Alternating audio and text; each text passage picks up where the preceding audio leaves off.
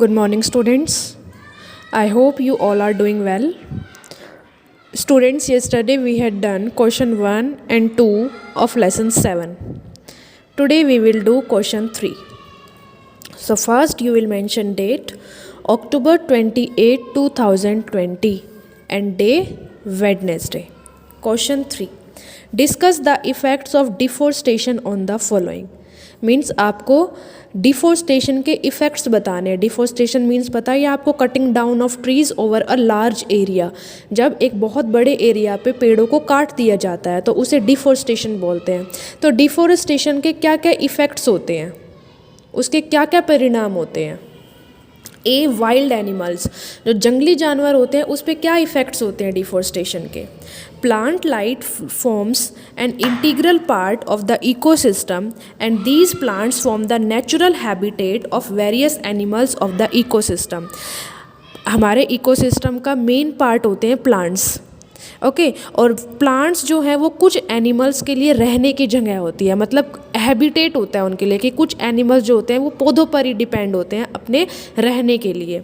Destroying the plant life will threaten the existence of animals in that particular system ecosystem and may lead to their extinction. तो अगर हम इन पेड़ों को काट देंगे, पेड़ पौधों को काट देंगे तो उन्हें रहने की जगह नहीं मिल पाएगी. उन तो रहने की जगह नहीं मिल पाएगी तो इससे एनिमल्स जो होते हैं वो एग्जिस्ट नहीं कर पाएंगे और वो लुप्त हो जाएंगे. Plant life forms an integral part of the ecosystem and these plants form the natural habitat of various animals of the ecosystem.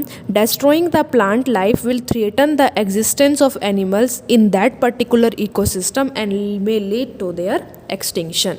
Environment, हमारे पर्यावरण पे क्या इफ़ेक्ट होता है डिफोरेस्टेशन का. In plants photosynthesis takes place by the absorption of CO2 from the earth atmosphere. पौधों में प्रकाश संश्लेषण फोटोसिंथेसिस प्रोसेस कब होती है, जब प्लांट्स मतलब जो एब्जॉर्ब कर लेते हैं, जो अर्थ में जो अर्थ के एटमोसफियर में जो कार्बन डाइऑक्साइड गैस होती है फोटोसिंथेसिस में उसे एब्जॉर्ब कर लेते हैं. The percentage of CO2 in the atmosphere increases if the plant life of an area is destroyed. तो प्लांट जो होते हैं वो CO2 बाहर छोड़ते हैं, तो इससे अगर पौधे नहीं होंगे तो इससे जो CO2 का जो लेवल है, जो ऑक्सीजन का लेवल है वो दोनों बिगड़ जाएगा. Increase concentration of CO2 result in trapping of excessive heat radiation. तो इससे CO2 का लेवल बहुत ज़्यादा बढ़ जाएगा. बहुत ज़्यादा बढ़ने से जो CO2 जो है वो बहुत ज़्यादा एक्सेसिव हीट को ट्रैप कर लेगी, मतलब हमारा जो पृथ्वी का एटमॉस्फेयर है वो बहुत ज़्यादा गर्म हो जाएगा. Within earth atmosphere contributing to global warming, और जिससे क्या होगा global warming. Villages, rural areas, villages गाँव पर क्या असर होता है. Soil erosion increased by deforestation. Soil loses fertility and loses humus, hence a fertile land turns into a desert. इससे जो मिट्टी की जो उर्वरा शक्ति होती है, जो मिट्टी जो फर्टाइल होती है वो भी डिक्रीज़ हो जाएगी. इससे सोइल इरोजन होएगा, मृदा का मतलब मृदा अपरदन होएगा, मिट्टी का कटाव होएगा.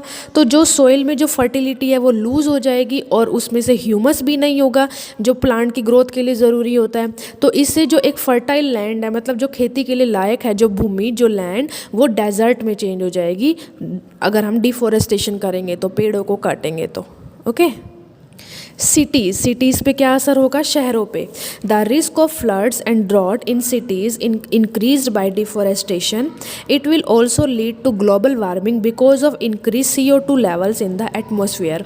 इससे बाढ़ का और सूखे का भी बहुत ज़्यादा खतरा हो जाएगा. अगर डिफोरेस्टेशन होगा, पेड़ों को ज़्यादा मात्रा में काटेंगे तो इससे बाढ़ का और सूखे का बहुत खतरा हो जाएगा शहरों में.